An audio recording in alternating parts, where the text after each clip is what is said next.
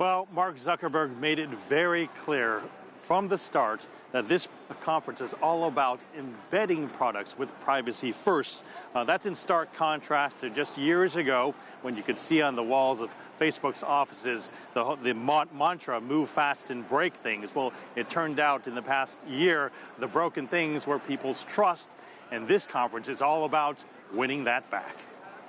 Digital equivalents of the town square, where as Facebook's annual developers conference kicked off, CEO Mark Zuckerberg set the stage by saying, "We're going to talk about building a privacy-focused platform." In response to the company's data privacy scandals, Zuckerberg attempted to strike a tone of humility. I get that a lot of people aren't sure that we're serious about this. I know that we don't exactly have the strongest reputation on privacy right now, to put it lightly.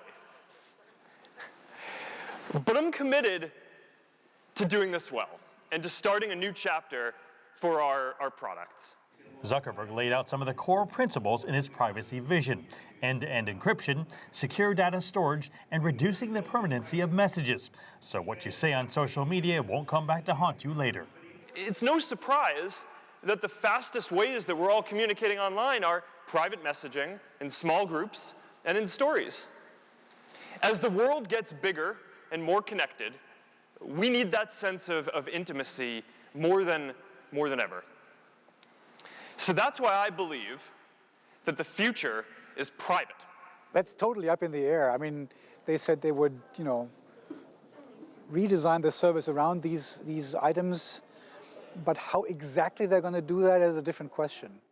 As Facebook rolled out a redesigned look called FB5, Zuckerberg admitted that if it were a few years ago, they probably would have rolled it out and just figured out how to adapt to problems as they arose. But now his company is taking a more open and consultative approach. That means consulting with experts, law enforcement, and governments to make sure they implement the proper safety features.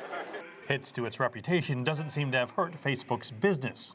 If there is a significant defection of users or reduced usage times, it doesn't really show in the numbers, not in a dramatic way anyway. So revenue is still increasing. Facebook revealed it is making a deeper push into payments and shopping through its Messenger app and its popular Instagram app, looking to emulate what WeChat has done in China. New shopping features will allow Instagram influencers to feature products on their photos that can be bought by followers with just a few clicks. Other new features will challenge Zuckerberg's commitment to privacy. The company announced Facebook Dating, which seeks to help people that have never met before find romance. Facebook will also offer a new feature called Secret Crush. Users can select friends they are secretly interested in. If those friends feel the same way, Secret Crush will reveal the match. Now, Facebook Dating rolled out to a limited audience last year, but it will hit the U.S. for the first time this year, as well as 14 other countries, including ones in Asia and South America. It'll be interesting to see how that meshes with this newfound idea of privacy, since all that data and all those likes are really good information and data to use to find a perfect match. So that's always the dilemma Facebook is facing, how far to go in using your data. Nathan. Yeah, and that dating app seems completely the opposite of privacy. You said there in your piece, great piece by the way, zeroing in on privacy. You talked about WeChat. What concrete examples of how they're going to implement this into products, or is it just slogans at the moment? Well, to be frank, they're really not very good examples. Lots of talk, but really short on examples. They did have a few that sort of crossed in those areas. Inside WhatsApp, they talked about making status updates more private. That is, only people that are your contacts can see those status updates. It's really getting away from being like Twitter, where you have public figures, dominating your feed. They really wanted to make it more personal. And Instagram, they also wanted to make it less pressurized.